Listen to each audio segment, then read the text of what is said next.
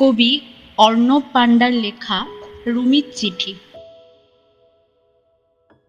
মা গো, আমার মা, তোমার সঙ্গে আরই একটা কথাও বলবো না। গেল বছর পুজোর সময় সেই যে আমায় ফেলে দিদার কাছে যাচ্ছি বলে কোথায় চলে গেলে, তখন থেকে তোমার জন্য বসে আছি মা।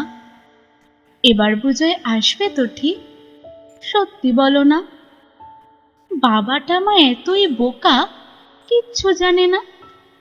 যতই বলি কাল আসবে মা, মোটেই মানে না।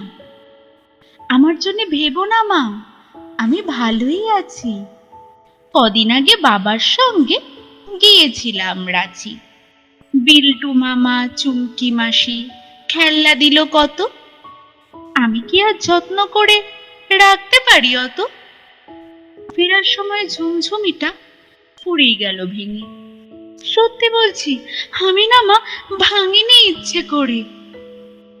ওই দেখো মা, একটা কথা বলতে গেছি ভুলে। ময়নাটা পালিয়ে গেছে পরশু খাঁচা খুলে। আর আমাদের দক্ষিণ দিকের কলাবতী গাছে আজ দেখেছি দুটো হলুদ ফুলও ফুটে আছে।